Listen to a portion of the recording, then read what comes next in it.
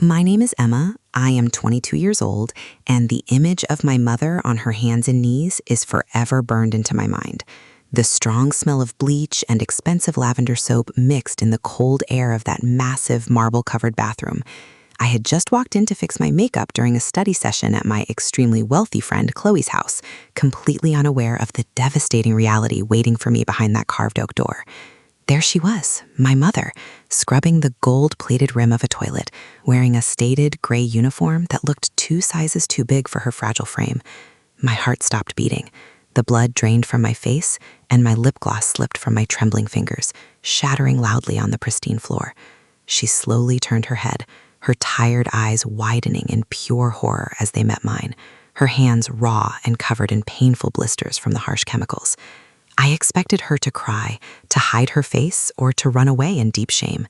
But instead, she took a shaky breath, looked straight into my soul, and her first words completely shattered the fragile world of lies I had built. Before I tell you exactly what she said and how that single moment changed the entire course of my life forever, I want to ask you something directly. I truly love reading the comments and seeing how far my emotional journeys travel across the country. So please let me know right now in the comments, from which state or city are you listening to this story? It brings me joy to know exactly where you all are tuning in from. Now, to truly make you understand the crushing weight of that Saturday afternoon in that beautiful bathroom, I need to take you back to the very beginning. I need to explain the elaborate lies I told and the desperate, heartbreaking measures my mother took just to give me a fighting chance in a society that was never designed for people like us. My mother, Sarah, is a 45-year-old woman with a heart made of pure gold and hands deeply calloused by decades of unforgiving physical labor. She raised me entirely on her own after my father selfishly walked out on us when I was just a tiny baby, leaving us with absolutely nothing but unpaid bills and a broken-down car. We lived in a tiny, suffocating one-bedroom apartment in a rundown corner of the city. The heater never worked during the freezing winter months, and the rusty pipes rattled every time someone turned on the water. Mom worked 2 back-to-back minimum wage jobs, standing on her feet for 14 hours a day just to keep the flickering lights on. Despite our crushing poverty, she never let me feel poor in spirit. She would come home exhausted, her feet swollen, yet she would always help me with my homework. She told me, with fire in her tired eyes, that education was my ticket out. She assured me that one day I would build towers that touched the sky. I studied until my eyes burned every night, determined to make her unimaginable sacrifices mean something real. My relentless hard work paid off when I received a highly coveted partial academic scholarship to one of the most prestigious universities in the country. Suddenly, I was aggressively thrust into a different universe, a world of manicured lawns and students who drove luxury cars. That is where I met my closest friend, Chloe, a 22-year-old girl who had quite literally never looked at a price tag in her entire life. Chloe was undeniably kind and fiercely loyal, but incredibly sheltered. Her family owned a massive real estate empire. I was desperately intimidated by her world, and out of a deep sense of shame about my impoverished background, I began to weave a complex web of lies. I never told Chloe the truth about my life. When she asked what my parents did, I lied, telling her my mother was a successful corporate consultant. When she invited me to ridiculously expensive restaurants, I would secretly skip meals for 3 days straight just to afford the absolute cheapest appetizer, pretending with a fake smile that I wasn't hungry. The performance didn't stop at dinners. I scoured local thrift stores, searching for fake designer clothes. I spent hours cutting cheap tags off and carefully ironing them, terrified someone would notice the poor stitching. My entire existence became a desperate balancing act, a constant struggle to hide the fact that I was a poor girl drowning in a sea of immense wealth. The real, terrifying crisis began during the first month of my senior year. To officially graduate with my degree in modern architecture, I was strictly required to participate in an overseas design showcase in Europe, an intensive project that cost exactly $4,000 out of pocket. My scholarship did not cover a single cent of this mandatory expense. When I saw the non-refundable fee listed in bold letters, my heart plummeted. $4,000 might as well have been $4 million. I felt the walls closing in, realizing my future was about to be destroyed simply because I was born poor. I took the bus back to our freezing apartment that evening and completely broke down. I threw my heavy backpack against the peeling wallpaper, collapsed onto my thin mattress, and sobbed uncontrollably. I was absolutely ready to drop out and surrender to the poverty I had fought so hard to escape. But my mother, Sarah, heard my muffled cries.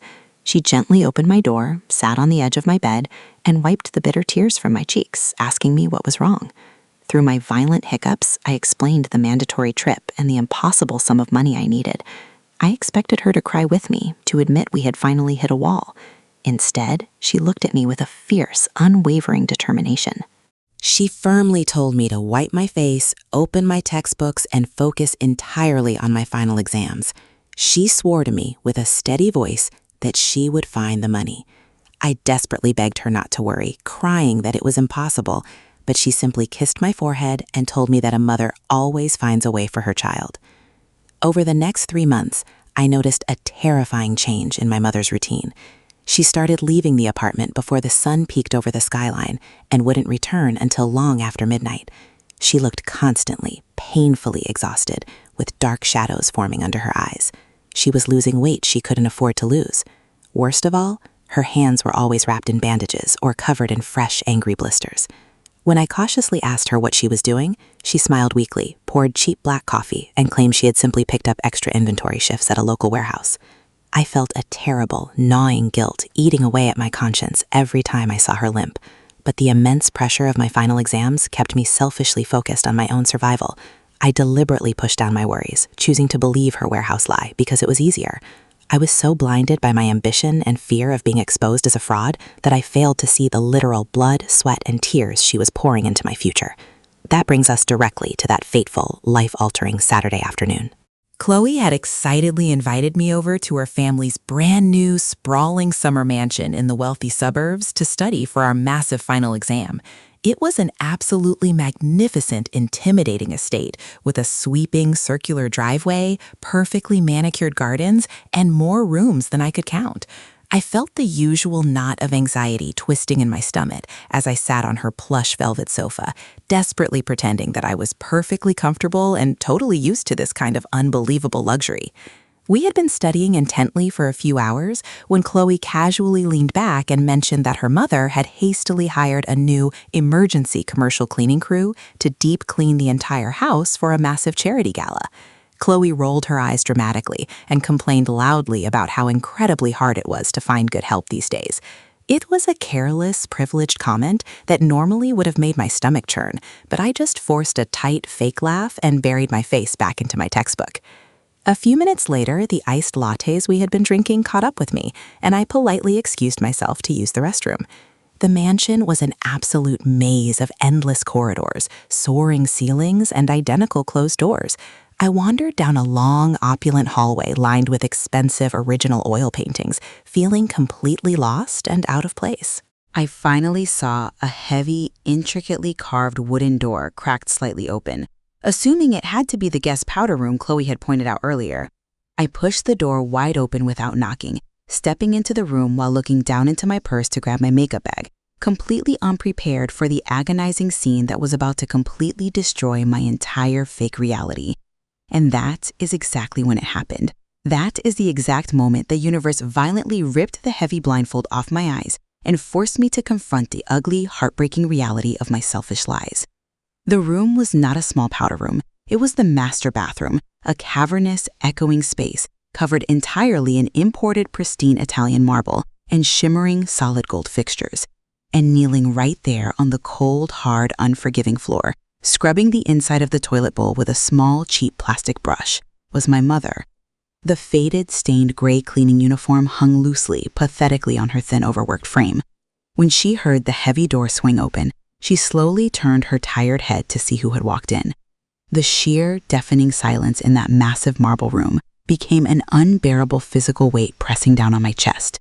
I saw the absolute, paralyzing terror in her wide eyes, the sudden, desperate realization that her deeply guarded secret was finally out. I stood there, frozen in place like a statue, completely paralyzed by a toxic mixture of shock, confusion, and overwhelming shame. I was waiting for her to break down, to cry, to yell at me, or to show any sign of the humiliation I was projecting onto her, but she didn't do any of those things.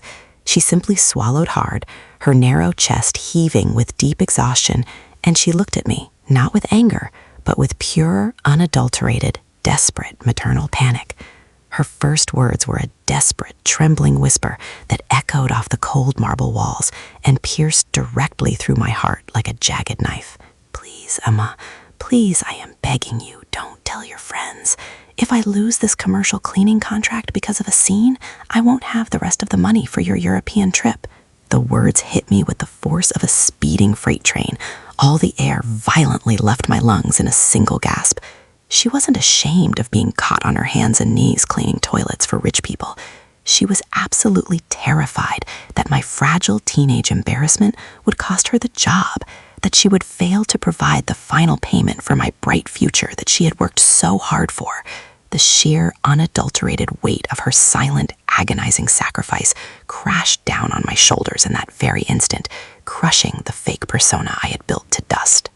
While I was busy pretending to be a wealthy socialite, carefully cutting tags off cheap fake clothes, lying about my family, and laughing along at Chloe's insensitive jokes about the help, my beautiful, brilliant mother was literally on her hands and knees, scrubbing the filth of the very people I was trying so desperately to impress.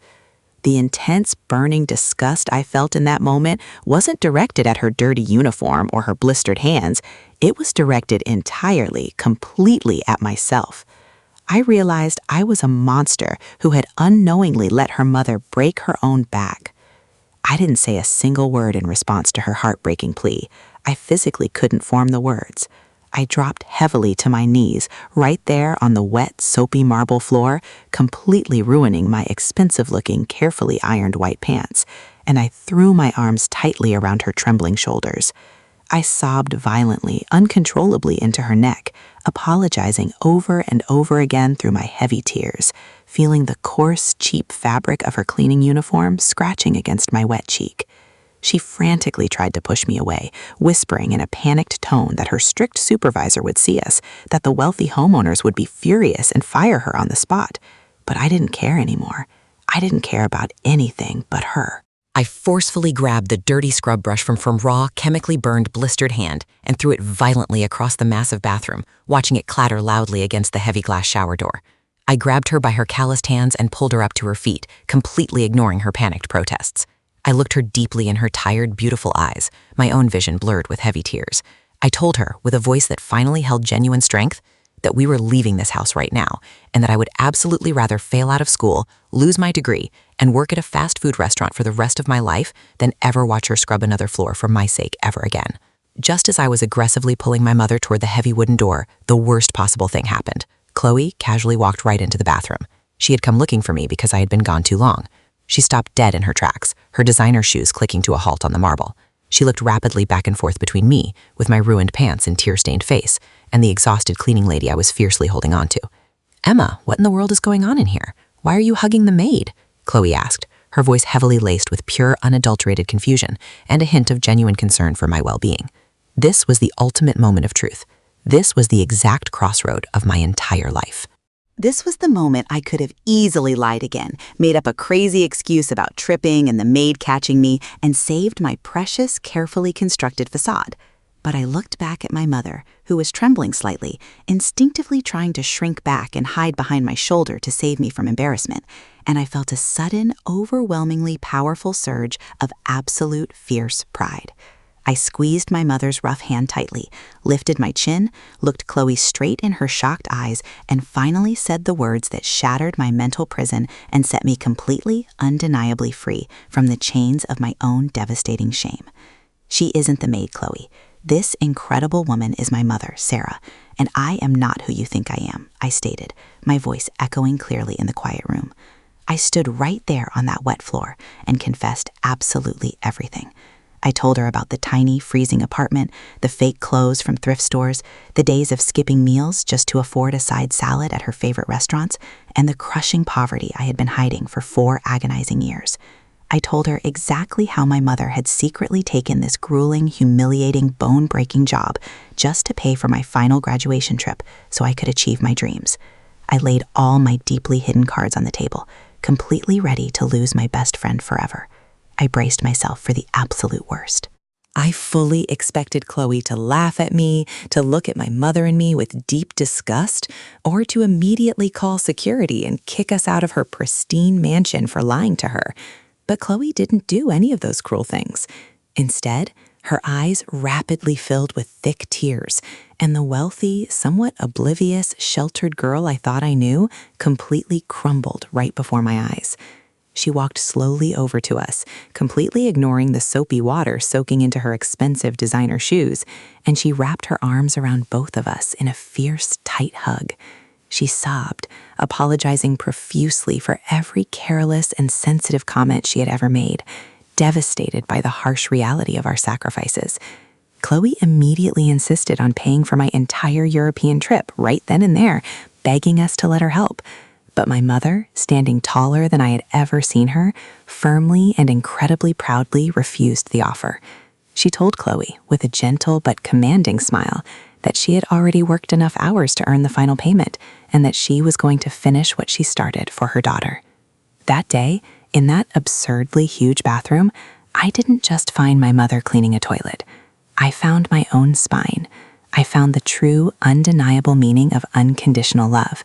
And I finally discovered that genuine, lasting friendship isn't based on what brand of fake shoes you wear or how big the house you constantly lie about is. We proudly walked out of that massive mansion through the grand front door that afternoon, holding hands tightly, our heads held incredibly high. I went on that mandatory overseas trip to Europe, and I poured every single ounce of my soul into my final project. I graduated at the very absolute top of my university's architecture class. Throughout those final exams, every single time I felt tired, overwhelmed, or wanted to give up, I just closed my eyes and pictured my mother's raw, blistered hands scrubbing that marble floor, and it instantly gave me a superhuman strength that no amount of privilege could ever buy. I fought my way into the corporate architecture world with an unmatched, ferocious hunger to succeed for her. Today, 5 years after that fateful afternoon, I am a highly successful senior architect at one of the largest, most prestigious design firms in the entire city. The very first thing I did when I finally received my first massive executive bonus was buy my mother a beautiful, warm, spacious house with a huge garden in the quiet suburbs, miles and miles away from that terrible freezing apartment. She never has to scrub another floor, worry about a heating bill, or wear a cheap, stained uniform ever again. Her beautiful hands are finally healing, soft, rested, and cared for, exactly the way she has always deserved. Chloe and I are still best friends, and she is actually the godmother to my newly adopted golden retriever puppy. Looking back on that painful journey, I realize now that the absolute greatest poverty a person can experience isn't a lack of money in their bank account, but a lack of gratitude for the people who quietly sacrifice absolutely everything in the dark so we can proudly shine in the light. I spent so much of my youth being foolishly ashamed of exactly where I came from that I almost entirely missed the incredible heroism of the beautiful woman who raised me. Now, I wear my past struggles and my mother's calloused hands like a shining badge of honor. Have you ever hidden a deep part of yourself out of fear or shame, only to realize much later that it was actually your greatest source of strength? Would you have had the courage to tell your wealthy friends the brutal truth in that bathroom? Think about the silent sacrifices someone might be making for you right now. Until the next story.